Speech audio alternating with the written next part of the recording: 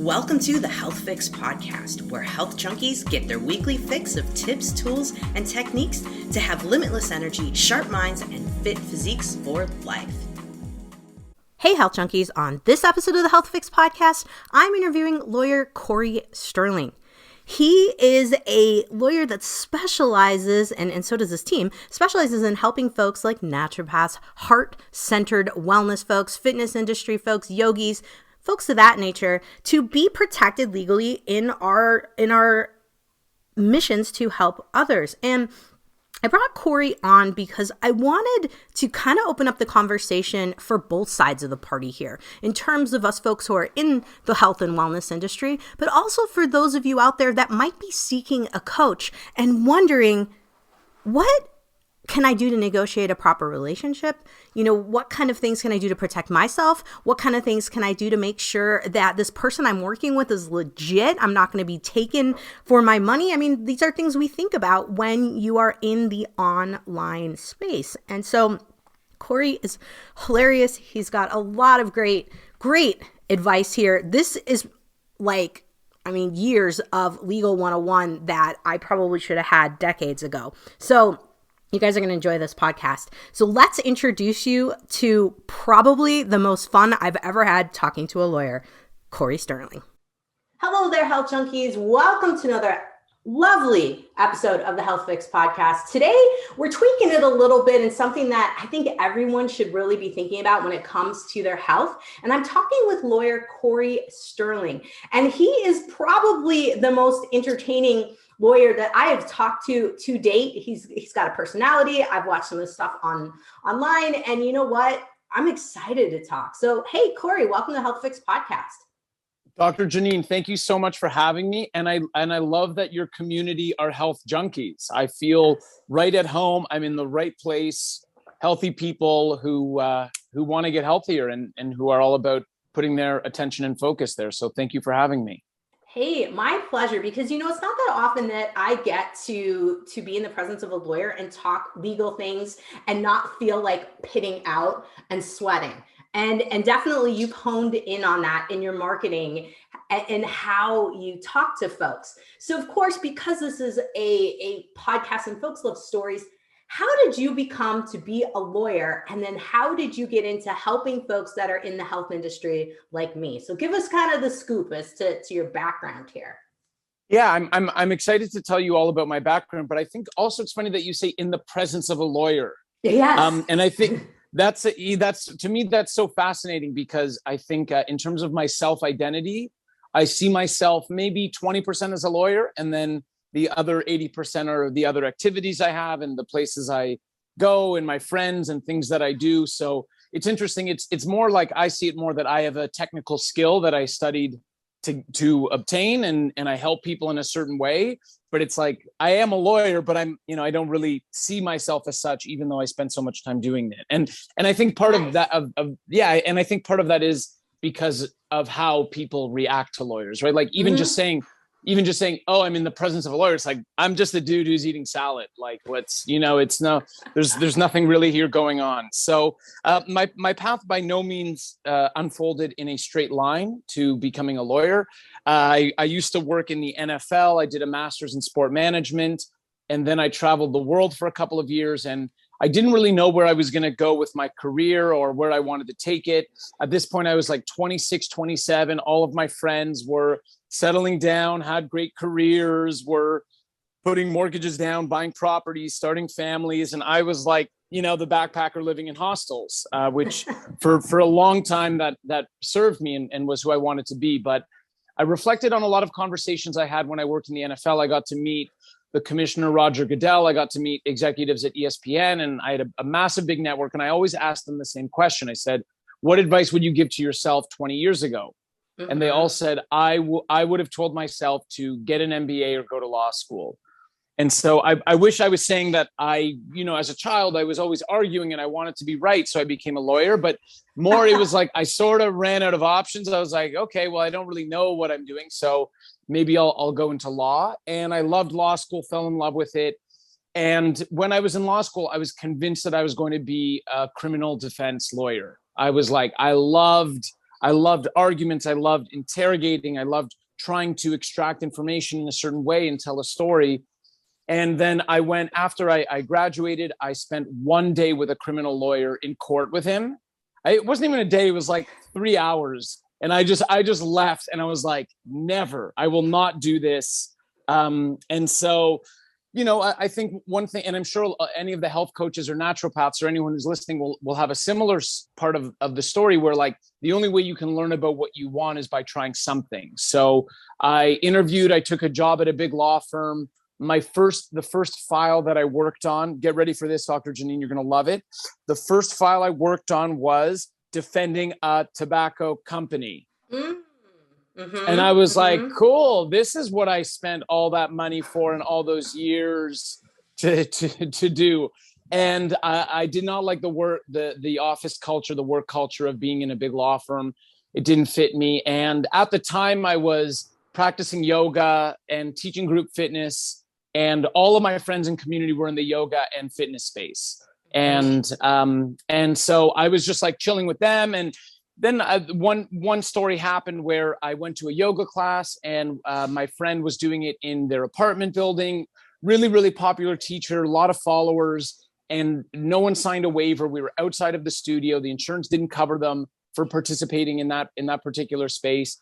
Someone got injured, and I just went up afterwards. I was like, do you realize, your exposure to liability and what can happen? And it just went over their head. And then I started having conversations with other of my friends in the fitness and wellness industries, and no one knew anything about the law at all. Yeah. So I realized that there was a gap.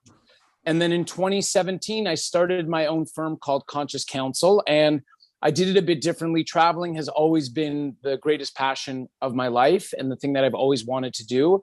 So I just said, screw it. I'm going to choose to work with awesome heart-leading clients and practice law in a different way. And I'm going to travel when I do it. And I had $3,000 in the bank, and I bought a one-way ticket to Copenhagen. And I was like, okay, cool. If the money runs out and I get no clients and nobody wants to work with me because I can't meet them for coffee, then I'll just come back and take a job, and I'll know I'll have tried. And I'm happy to say 5.5 years later, I'm still on that same trip, just wandering around, working online. And since then, the business has grown tremendously. We've got over 1,000 clients. We've got 300 5-star Google reviews. And we work now predominantly with health coaches, yoga studios, yoga professionals, fitness professionals, and anyone really in that retreat or health and fitness industry. So it's been a long, wild ride. And that's a little bit about me. I love it. I love it. And I love that you addressed it in the presence, because I feel the same. A lot of people will do the same to me as being a doctor. And I'm like, man, I'm just a chick that happens to have a degree in that. And I wanted to own a ski resort is where I was back when I was 15. I was like, I'm going to be a lifty, and I'm just going to work my way up. And Vail Resorts kind of crushed that for me. But hey, you got to start somewhere. You got to start somewhere. So, I think a lot of people, and myself included, we're so heart-centered. We don't think that anything bad would happen, right? We're not those people that would be like, oh, I got to think of all the terrible things. We think of all the good things. We get excited about our missions. And it's true. We tend not to think of the legal aspect of things. And I'll be honest, I definitely hemmed and hawed about, do I need to contact a lawyer? And I think for a lot of people in this industry, and a lot of people who are utilizing the coaching and fitness industry, I think what either side that you're on, there's risks for both, and knowing what you're getting into on each side. And one of the things I wanted to talk about, because a lot of folks who are listening are probably either into fitness, because I talk about it all the time, adventuring, hiking, biking, whatever it may be. And they might go on retreats. They might go to these pop-up yoga sessions, and, what are the things that they should be thinking about in addition to the folks who are running it? And so I definitely want to take this conversation in both different directions. So first and foremost, let's talk about the folks who are going to these events. What should they be looking for to make sure that they're covered on their end should something happen? The first thing that you have to know, Dr. Jannine, is that at law, there is something that is called a duty of care. Okay. So a duty of care is invisible, but it basically, the way that it works is the law and different pieces of legislation that were passed by government and that have existed for, however long since they've come into effect. There's a general rule that if someone is facilitating an activity for another person or providing guidance in a doctor-patient role or attorney-client role or in a teacher-student role, whatever it is, you have a responsibility at law to make sure that whoever is facilitating the experience ensures the person participating does not suffer damages. So in plain English, it's invisible, but when you accept a student or you participate in a retreat or you host a retreat or whatever it is, you have a responsibility. Whoever is facilitating or hosting has to make sure that whoever participates doesn't get hurt or suffer damages, right? Suffering damages could be property gets stolen. It could be mental trauma. It could be physical injuries. It could be all these sorts of things. So that's the basis for everything. That's just like one blanket thing I want to throw out there so that both people who are attending an event and hosting an event can understand what's going on. And then the second thing that's important to know about this relationship is that contractually, there's a rule at law, which is that two people can agree to anything so long as it is not illegal. Right? If there's something that's illegal, like let's say there's certain consumer protection laws that exist that just inherently exist in any transaction. But if I'm signing up for something, and so long as that agreement does not break or violate any laws or any rules, then two parties can agree to anything. Okay. Okay. The last thing I want to share as well, and this is just going to contextualize why it's important to read agreements for someone who's going to a pop-up yoga class or working with a coach or something like that. The third agreement is that the third principle to understand is the idea behind an agreement or a contract is that, okay, these two people are doing something together. So everything that's included on this piece of paper is what the intentions of the parties were before they started working together. Obviously, okay, hey, you're going to be my client, or you're coming to this yoga event, or you're coming on this retreat. Here's everything.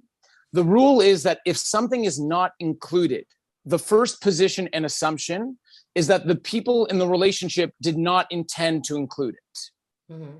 So if something's not there and you're going to be like, oh, but like, it's so obvious, refunds. Obviously I wanted a refund if I wasn't going to go and I paid $10,000 for a retreat or whatever it is.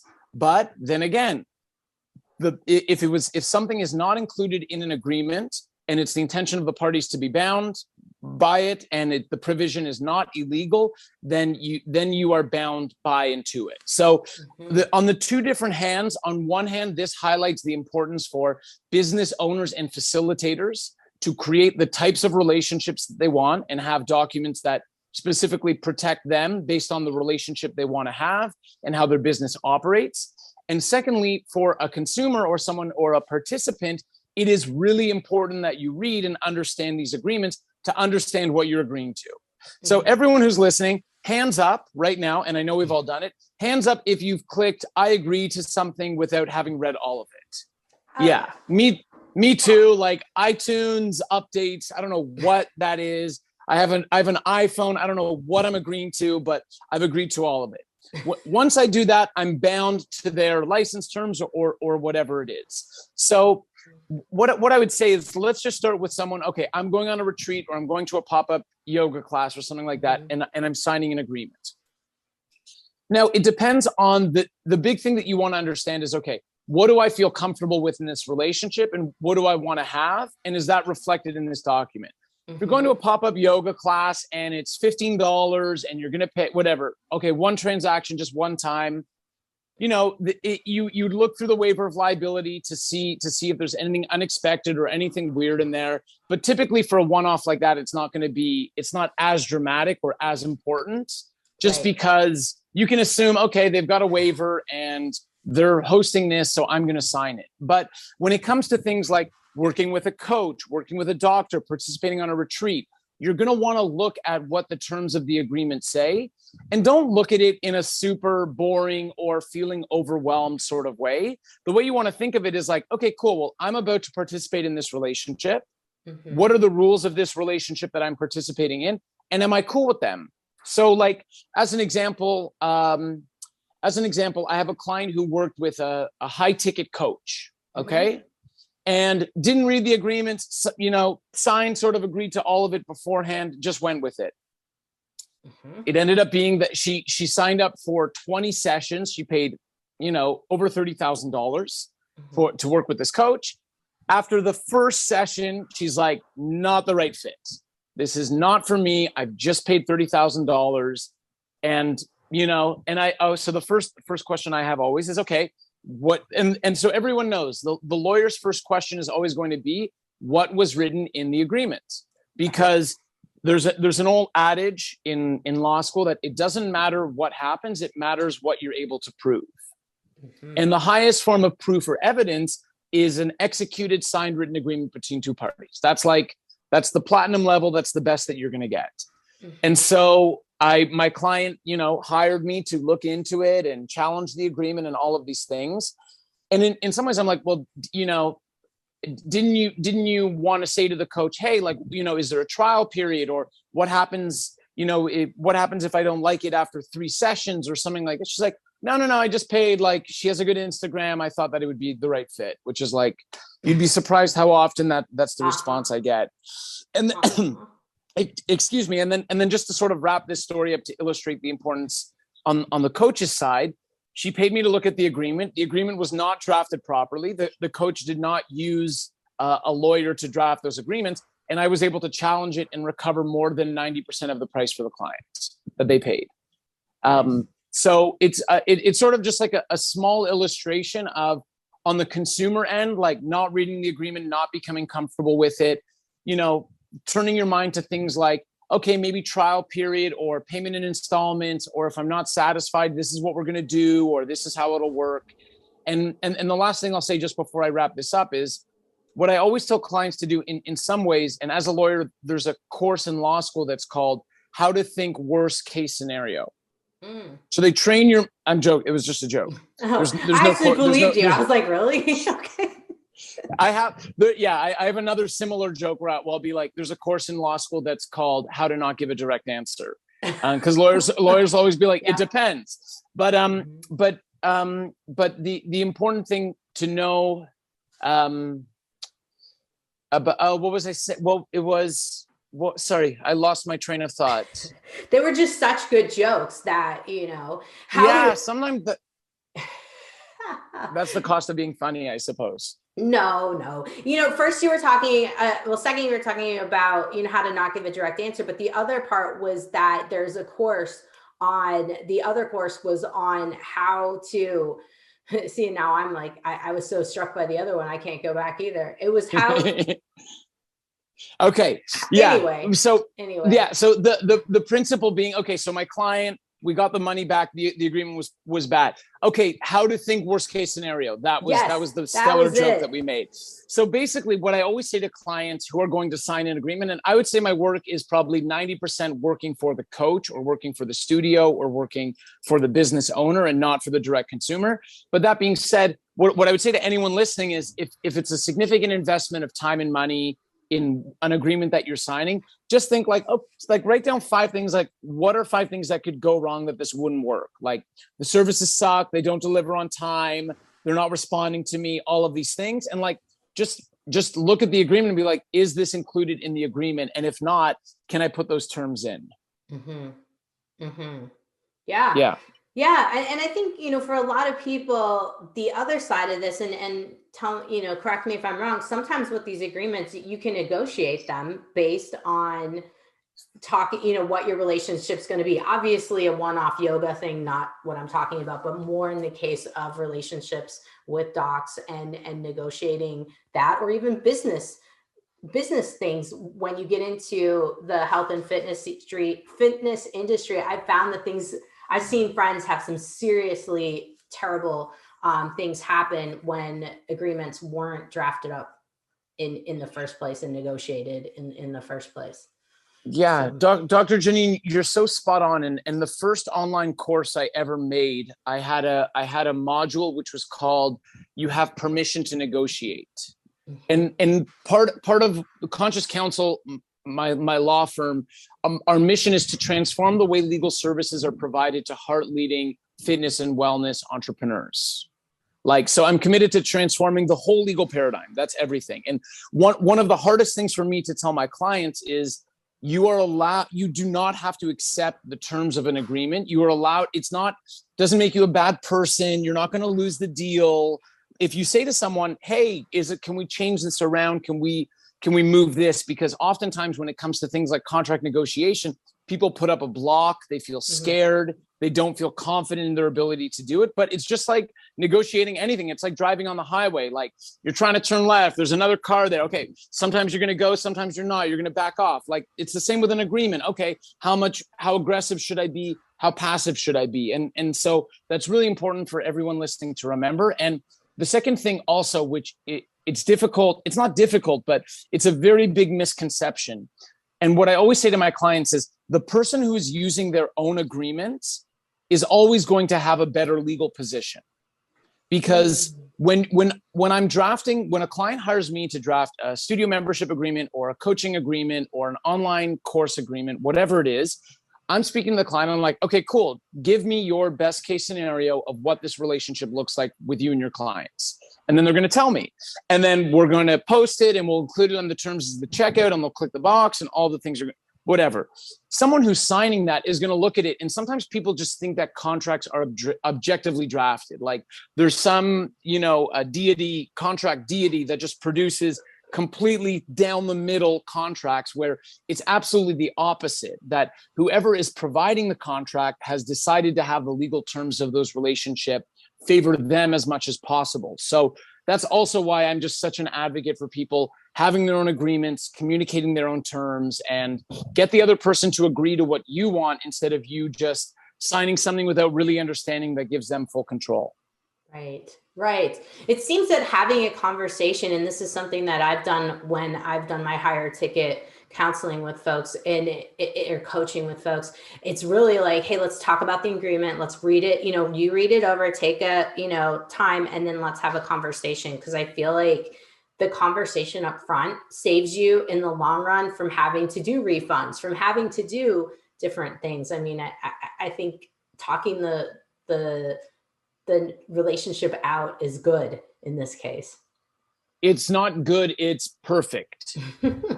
It's really what needs to be done. And I acknowledge you for that, Dr. Jannine, because the big thing when I first started this 5 years ago, I realized the most common problem was between two parties legally that would come across my desk or my inbox would be two people who had misaligned expectations around a particular relationship. Yep. And that's all that it is. So you're so right that if you take that step of give someone the agreement, hey, have a look at this. This is how we're going to work together. Take a mandatory 24-hour period to review. And then in 24 hours, if you want to hop on a conversation and talk about it and sign it, I'm happy to move forward with you, because so many of the problems that I have to resolve are around things that were never communicated. And It's like in interpersonal relationships. If you're not in communication and you're not communicating what your expectations are out of a relationship, there's bound to be problems. And the point of investing in legal documents and being legally prepared is that exactly what you stated, that you're proactively addressing the relationship. Everyone's clear on what's happening and how it's moving forward. And that's how you minimize problems or issues. Absolutely. And I think, obviously I've made mistakes along the way. I've been doing this 15 plus years. And so I've learned, like, you got to talk about things, because otherwise, I've had to give refunds. I've had to, do certain things along the way, and things happen. Right. But, and with communication, this is kind of what I wanted to talk about too with you, because so many folks get nervous about all the legal stuff, but really it's facilitation of communication. And that's where I see lawyers helping us, is you're facilitating us to have the right words in there, helping make sure we didn't miss something. And then it's our job, of course, to be able to communicate what we're working with folks so that they understand both sides. Would you agree that communication for the folks on the other side of things, and this is kind of, I shouldn't say what I agree, because of course I think you agree, we've just talked about it, but what am I asking you? I think I'm asking you, if someone is going to take 24 hours and look at something, do you recommend that they sit down and write down little points, little areas of where they're like, oh, that doesn't feel good, or, oh, I'm not really sure about that, or, well, what's Yes, the process in those 24 hours? What should they do? 100%. And just what you were alluding to, you're spot on, and you put it brilliantly, in that lawyers are facilitators of conversations. And that's why the tricky thing to explain to people is that they think that law is different on a day-to-day basis, like day-to-day, issue to issue, relationship to relationship. It's very different, especially in our industry, than what's actually going out in the real world, right? So, okay, if you're in the state of Texas, the Texas state legislature is meeting today, and they're going to pass a law and all of these things, and all of that's going on. And people are like, oh, well, that's the courthouse, and so this is really where law takes place. But that's for the most part, that's not relevant to our industry and being a small business owner or consumer in health and fitness, because it's such a small minority of the population of people that are dealing with these things, that there's a misconception about what law really is. And so just to circle back to your point, that, yeah, to me, what law really is setting people up with documents so that they're legally protected, that communicate their expectations with people. And so when you're able to see law like that, reading an agreement, let's say, okay, I'm working with a coach and I'm going to sign an agreement. I'm not thinking about the legislation and the appeals and what the Court of Appeals said about this. Like, no, I'm a normal person living a normal life, and I want to get coaching to improve my marketing or whatever it is.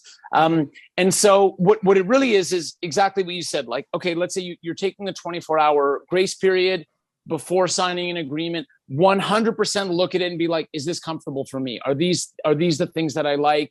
What could be better about this?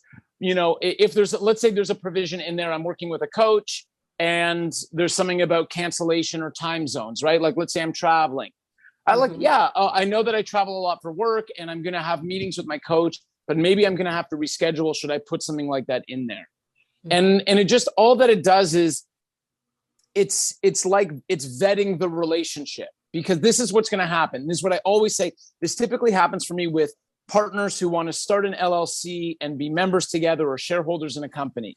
When I see people fighting at the start, that's always what I always say to them is like, if you're fighting now at the start and having disagreements, I don't tell them not to start their business, because that's not my role to say, but I just say you should figure out how to communicate well with each other very quickly, or I don't believe that it's going to work. Because all of the failures around business partnerships that I've seen, all of them were preceded by miscommunication, misalignment up front. Just two people who don't communicate well together. And really, so let's say I'm thinking of going on a retreat or working with a coach or whatever it is that's happening, okay? I get the agreement. There's some shady things in there. There's like, okay, I have to pay all of it up front. There's no refund, and they can change the venue whenever they want, as an example, right? Okay, so I'm sitting, I'm reviewing, I'm like, no, that's not cool. So I would send the retreat organizer or retreat host a note and be like, hey, what's up with these things?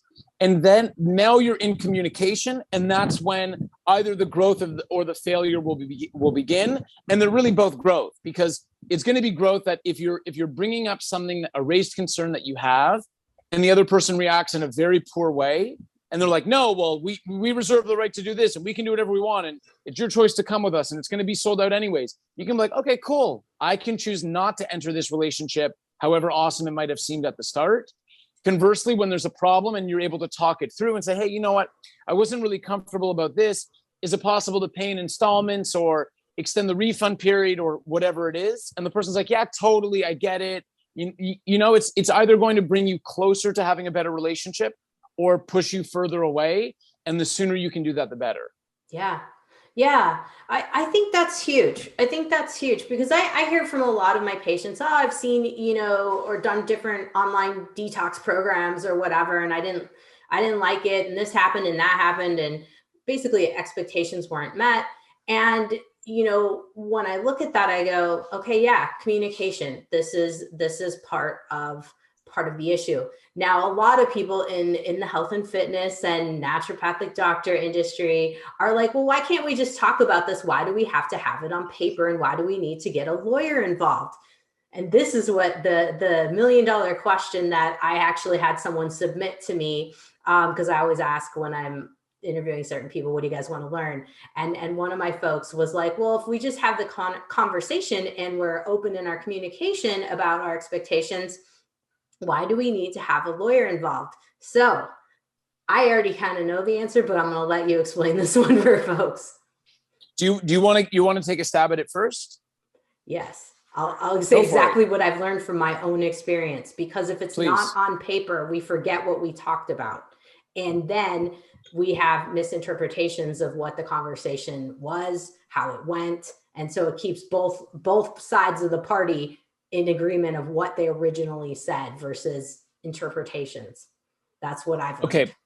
I love it. And you get full points for that. And I'm going to address that particular point. Do not let me forget to talk about legal position. Yeah. Because legal position is the answer for me. So, but in respect to that, here's a great reason why it makes sense to have things written down by a lawyer and in a signed contract. Okay. Mm-hmm. It really is. Think of the word accountability. Mm-hmm. Accountability. It's a signed contract with a backup. It's like the highest form of accountability because there can be no question whether or not you agreed to it. Mm-hmm. You realize that if you're breaking it, there are going to be actual repercussions against you. Yep. And see, if you're the one who needs to fix the problem, you can do so in a very neutral, non-confrontational way. So how I teach all of my clients, if let's say they've sold a coaching agreement or whatever it is they sell, and they're having a problem with payment or an issue with a client, I always say, like, I'll hop on a quick call. I'm like, cool, this is what you have to do. You send whoever you're having a problem with, you send them a copy, like a screenshot. I call it the screenshot defense, mm-hmm. a screenshot of the agreement that was signed by both parties. You highlight the particular provision, you circle the particular issue that comes up, and you say, hey, Dr. Jannine, before we started working together, we communicated our expectations and made a legally binding promise. In the event that ABC would happen, we agreed that DEF would be the result. ABC has happened, and yet DEF has not resulted. And then like the magic sentence is, what can we do to restore integrity in the relationship? Mm-hmm. Like that is what you write. It's not I'm right and you're wrong and you said this and I said this. It's like it is 100% concrete, clear, exactly what we agreed to. You're acting you're not in alignment. You've broken the rule that we made. Instead of me calling you names and telling you how bad you are and stalking you on, trolling you on social media or whatever, all I'm in a very polite way. It's like, hey, this is what we agreed. It's not happening. How can we get there? And there's such a better response that clients get from that than, oh, but when we started and this and like exactly, finger pointing and he said, she said, and all that sort of stuff. So that's one of the answers. The other answer that I want to give and just share about why it's important to have agreements drafted by a lawyer. Mm-hmm. The listener must appreciate what a legal position is and why it's so important. Okay. So a legal position means something has happened between two people, and at law, according to the rules of law, one person is going to have a better legal position than the other, right? Mm-hmm. If I've had you sign a waiver of liability where I specifically outlined the activities we're doing, the equipment we're using, the risks of participating, what the outcomes of those risks are, if I've told you everything and it's all properly done and signed and you get injured and while we work together and I told you that injury was foreseeable and you agreed not to hold me legally responsible, but then you get injured and you send me a letter and say, hey, I'm going to sue you, right? Mm-hmm. My legal position, because I have that specific customized drafted agreement, is bulletproof. I'm at 100%, I'm at 99.9, nothing is ever 100%. I'm at 99%, my legal position, your legal position is 1. And whenever I receive a demand letter like that from my clients, I always write a response on their behalf. And I write, okay, person X, I'm really sorry that this happened. Here's a copy of the signed agreement. Here's where we told you what could happen and what the outcomes and the risks and the injuries and blah, blah, blah. Provision 8, you said that you agreed, in exchange for us facilitating for you this, you said you would not sue us. Now you're trying to sue us. So basically moving forward, if you commence a legal action against us, we reserve the right to counterclaim, plus legal costs, plus fees, plus court fees, plus the whole kitchen sink. And every single time I've responded like that, because my clients have had a strong legal position, the issue has gone away immediately. And that's because another person sees like, oh snap, I did sign that and I'm totally in the wrong and I have forfeited my legal rights. And therefore, if I do try to sue them, it is possible that I'll lose a whole lot of money and have to pay their legal fees over this. Right? So legal position is how strong your argument would be in the event that things escalate and other lawyers get involved and someone wants to sue someone and all of those things. So let's just quickly run through two scenarios. One is, okay, you've had a industry specific lawyer draft the agreements for you. You've got your airtight documents. Something happens. You have the far superior legal position. In the event that they come after you, want to pursue action against you or claim that you owe them money or whatever it is, hey, boom, I've got the best legal position. I'm not going to negotiate with you. If you write me again, I reserve the right to counterclaim. Now, conversely, let's say there's an awesome heart-leading doctor or naturopath or coach or whoever it is who has done something and they had a conversation and they borrowed a contract from their friend to write down. And now there's an actual problem that has come up. They're going to say, hey, Cory, I need your help. This is the problem that's happening. I got this demand letter from this person. The first thing I'm going to say is, okay, show me the written agreement that you had. I go through the written agreement and I'm like, no, based on this, remember the first thing I said, that two parties can agree to anything that's not illegal. And that if something is omitted from an agreement, the assumption is that it was the intention to omit that. So if something's not in there, the rule at law is that people intended to not include that expectation in the relationship. Now, when someone so I'll say, okay, you're sort of screwed because they have a way better legal position than you do. And that means that we have to now bend in, we're going to have to enter negotiations for a settlement. And that's like the cost is going to be 10x of what it would be to set up agreements in the first place. So you just want to think about, you want to work with a lawyer and have customized agreements so that if there's a problem, you can resolve it immediately and at no cost, as opposed to copying agreements or borrowing someone's agreements. And then if there's a problem that arises, like, lawyers are not magicians. So I'm only able to do, like, I have a certain ability to assist you to the extent of what your legal position is. But, and I can just tell everyone, it sucks. It sucks when there's a problem and someone copied a template or used the template. And it's sort of like, for me, I'm just looking for that magic provision in the agreement that's not there. And I know that that's the difference between tens of thousands of dollars. But it's something, just coming back to what you said before, it's something as a heart-leading fitness and wellness professional, we never think about. Like, we start doing what we do because we love it and we're good at it and we want to help people. And maybe we've healed ourselves and we want to help other people heal. But it's not like they give you a textbook of all the things that entrepreneurs need to know. And I think that's why we're having this conversation today. Yeah. Yeah. No, I mean, gosh, instead, our Bastyr, they just didn't have probably the funding. And at the time when I graduated, there probably just wasn't anything more than Tony Robbins. And it was basically like, here's your Tony Robbins recordings, go market yourself, legal stuff, nothing.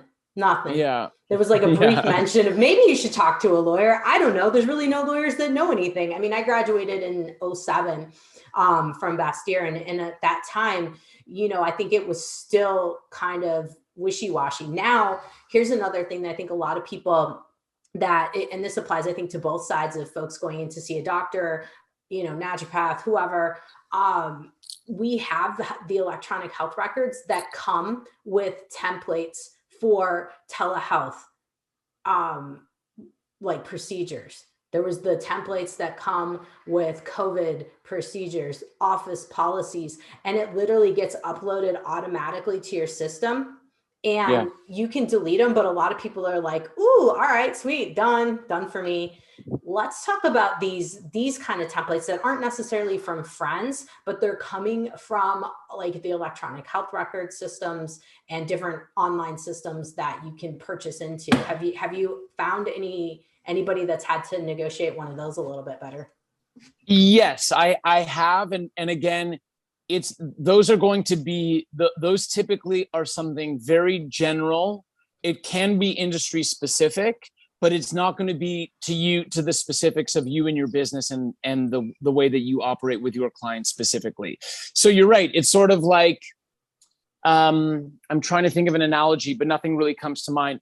It's sort of like, okay, I want to drink coffee. And so think about all the different ways that you can drink coffee and all the different quality of beans and if coffee matters to you, right? And like what you're saying is like, oh, like, someone went to school and they gave us these documents to use. Like, firstly, they're not liable. You're liable. They're not liable if something happens. Right. So it's sort of like, oh, value add, like take our template.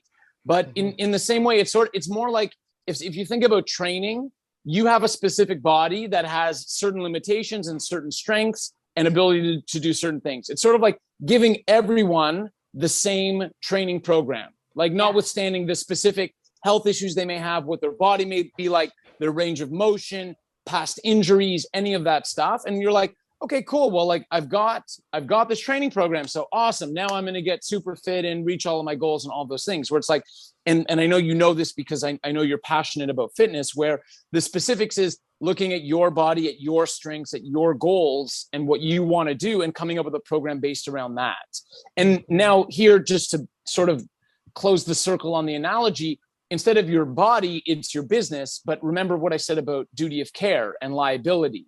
And so what's at stake here is your business, your assets, especially if you don't have an LLC and you're operating as a sole prop. Like these are all of your personal assets that are at risk in entering into this relationship.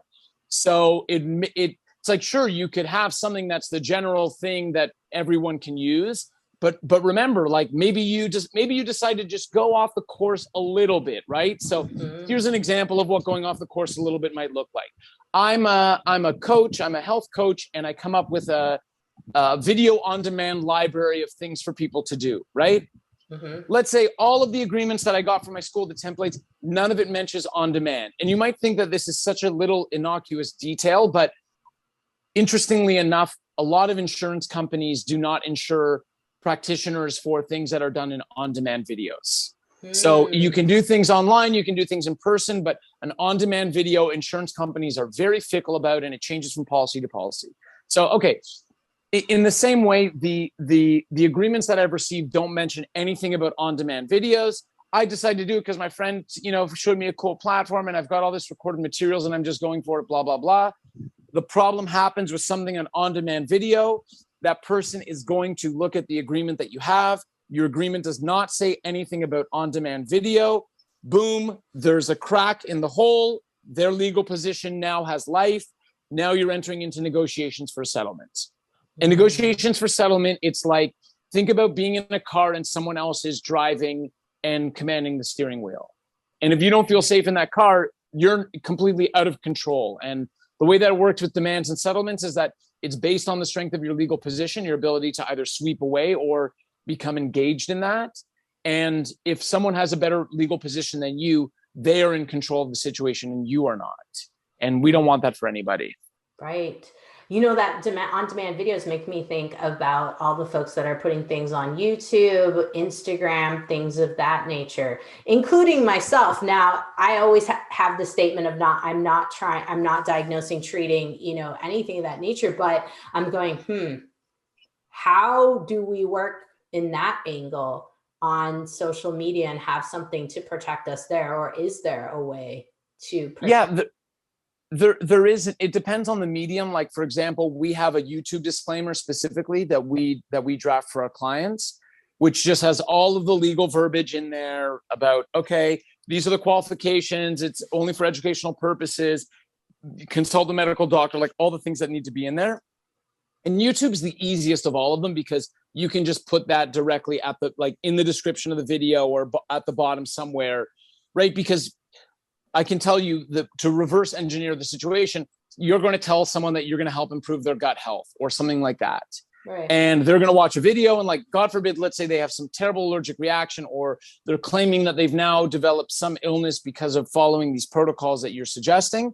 They're going to say, okay, well, this person's a doctor and holds themselves out to be a doctor, and I don't know what all their qualifications are, but I'm going to follow whatever I followed whatever they said. And as a result of me following that, they're responsible, duty of care as it comes up. So for YouTube, you can have a YouTube disclaimer.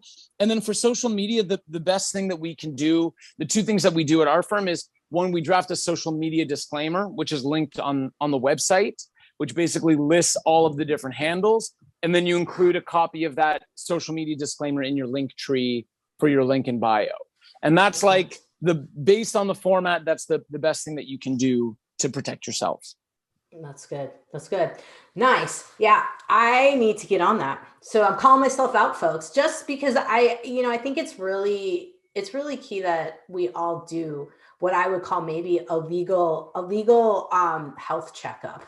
Maybe is a term that would be a good thing, because, as I am starting to go more into the online space, I'm starting to change things up with my practice.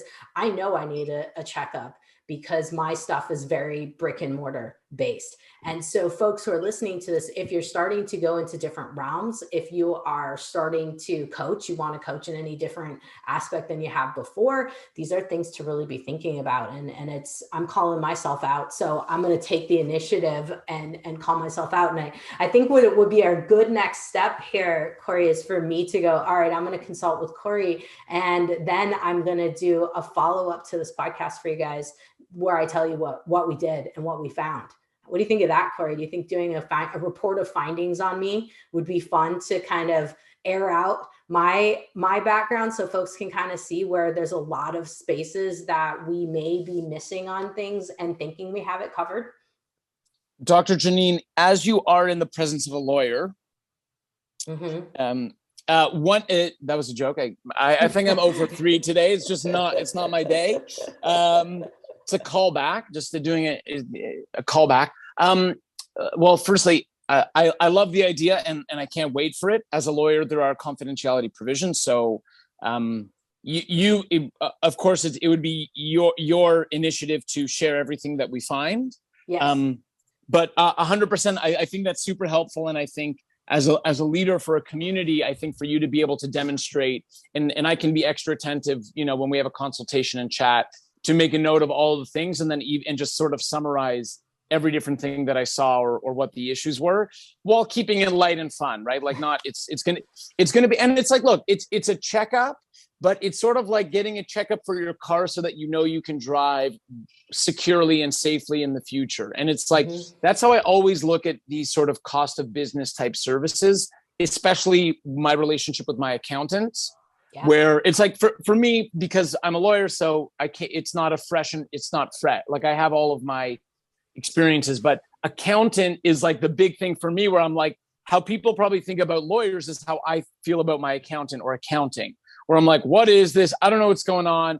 And I can just, in 5 years of doing this, the most valuable relationship I have is with my accountant. That's the person who puts me in the best position to succeed and to strategize and plan accordingly. So it's like, yeah, a checkup's a wafer, but it's like, I would just get stoked and be like, cool, I'm one 15-minute conversation away from putting myself on the path of having the strongest legal position for anything that's going to come up against me. And that gives me the freedom and peace of mind to build and grow wherever it is that I want to go.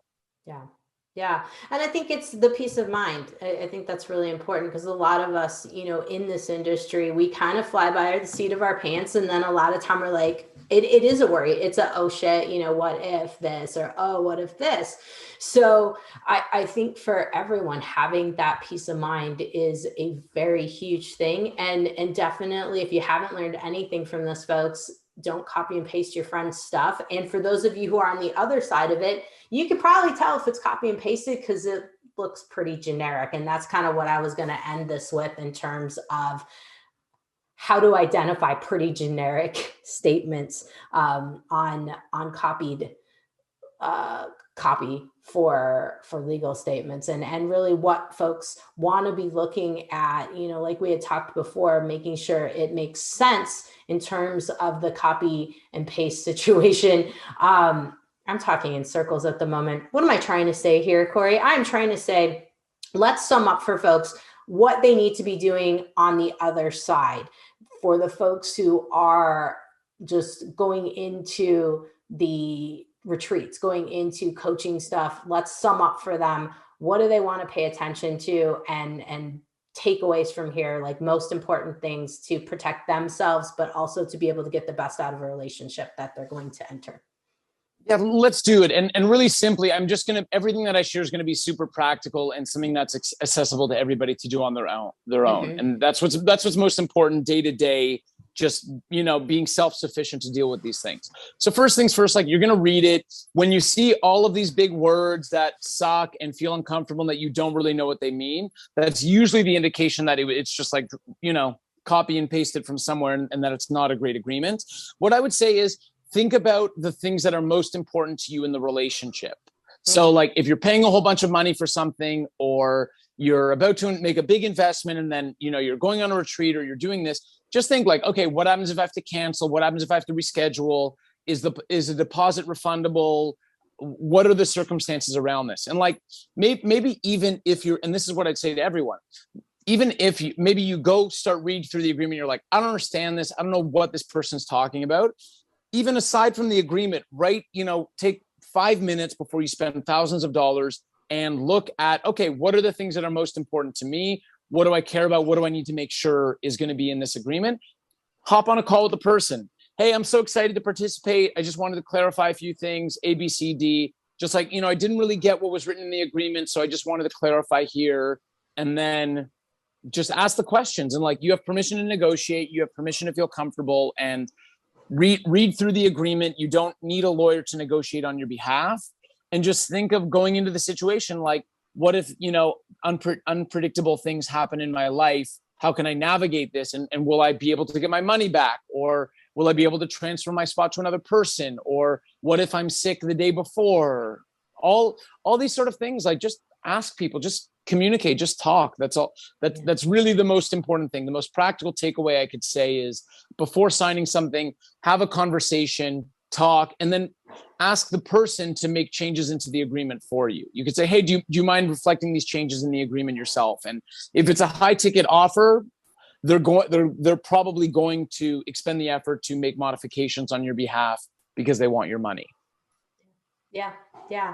No, absolutely. Absolutely. Just being upfront and not being afraid to negotiate. That's the big thing, not being afraid to have a real conversation with someone. And if they're not open to it, not the right fit. That's how I would look at it. Exactly. Boom. Exactly.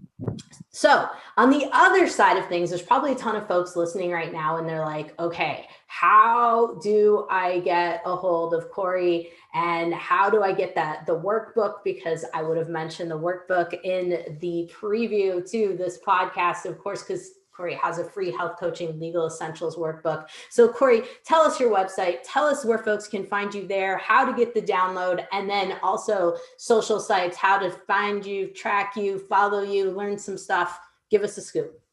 Okay, so our website is consciouscounsel.ca. My email address is Cory@consciouscounsel.ca, Cory. And yeah, it basically, you could go to our website, or you could personally write me an email and be like, hey, Cory, I heard you on Dr. Jannine's podcast. You were amazing. Your jokes were so funny. I was laughing the entire time. All of them were great. And yeah, whatever it is that you need. I believe that we have the workbooks and a health coach checklist on our website, but if you need anything, you want anything, just come to the website, shoot us a note at the contact page at the bottom. We've got an awesome team who will respond immediately. And I'm excited to meet more health and fitness professionals and anyone who might have questions. And again, the mission that I'm on is to transform the way legal services are provided for fitness and wellness hard-leading entrepreneurs. So all I need to do is improve 1% every day. And over the period of my life, I'll make significant growth in doing that. So reach out. I'm here to support you, and I'm on your team. Love it. Love it. And if folks are in Canada, US, you've got both sides covered, is what I'm gathering here too, just so we can clarify that for folks too. Yeah, I'm Canadian, and I'm called to the bar in British Columbia, and I can work in Ontario. And we have clients all over. And then we have an American attorney with us as well, who deals with all of our American clients. And I would say in the past 2 years, probably now 80% of our clients are in the United States. So, okay. And also we're in 15 countries. Australia, New Zealand, South Africa, the UK, Mexico, Brazil, Colombia, Argentina. So yeah, because people, what I found is that people want to work with lawyers who they feel great about working with and are excited to work with, lawyers who can make the law fun, but also lawyers who understand the specifics and the ins and outs of an industry. So I think that's what sets us apart. Yeah, absolutely. Absolutely. And the fact that you have folks in all of those countries, because those are a lot of the countries that folks like to do retreats in, Mexico being a hot one for the US Canadian crew. So no, that's good, because now we've also got some things covered internationally as well. Well, Cory, thank you so much for coming on and demystifying a little bit of the legal world, but also making it fun and just, let's put it this way, approachable. Because I think that is the other big aspect for a lot of folks in our industry, they're approachable. Thank you, Dr. Jannine. I really appreciate the opportunity. And if there's one listener out there who this prompts them into action to protect themselves, to protect their family, to protect their assets, to feel better in their commercial relationships, then we have won the day. Yep. Absolutely. Absolutely. Well, folks, stay tuned, because I'm going to do a recap with Cory on what he finds about my business, and I will share it. I don't care. So legally on my end, don't care. Want you guys to know, because I think it's important to see how many open ends there are, because I know I have some. So Cory, thanks again. We'll look forward to talking to you soon. Ciao. Bless up. Hey, Health Junkies, as promised, I did work with Cory and we did an audit on my accounts, let's put it that way, of my legal protection. And I definitely had to get my waiver set for my social media. And I also had to do some new ones since I'm working more coaching online. So Cory identified quite a few different things where I was missing the boat. And he also really helped me to not feel so skeeved out about the whole legal thing and asking folks to sign contracts with me. And actually, I've started to enjoy it, because now, as he stated, it's true. You get a better relationship with your folks. And when you invite people to review the contracts and ask any questions, it's awesome, because people actually will ask me questions, and I love it, because now we can talk up through things. And really the best thing that came from this podcast, of course, now that I've got all my legal stuff set, but also that I understand and come to really embrace the concept of, I want to create a super comfortable relationship with anyone that I work with. And so that both of us are making sure we're a good fit for each other, but also to make sure that there's nothing left unsaid. Like, we communicate well. And so nevertheless, I love Cory's concept of communication through contracts and making sure parties are both satisfied with what is being offered, so that there is no chance of someone just not being upset. So who doesn't like all parties happy? That's the way I like to roll. So anyway, that is my update with Cory, and I just wanted to share that with you guys. And I really enjoyed working with his team, and Chad in particular ended up being my go-to person since Cory's in Canada and I needed someone in the US. But nevertheless, great experience. And if you are looking for someone to help cover you and audit what you've got going on, I highly, highly recommend working with Conscious Counsel and Cory or Chad or their team in general. All right. You guys survived another episode of The Health Fix. Stay tuned for more fun episodes like this one, and hit me up if there's something that you are interested in learning about. Hey, fellow health junkie, thanks for listening to the Health Fix podcast. If you enjoyed tuning in, please help support me to get the word out about the podcast. Subscribe, rate, and review, and just get that word out. Thanks again for listening.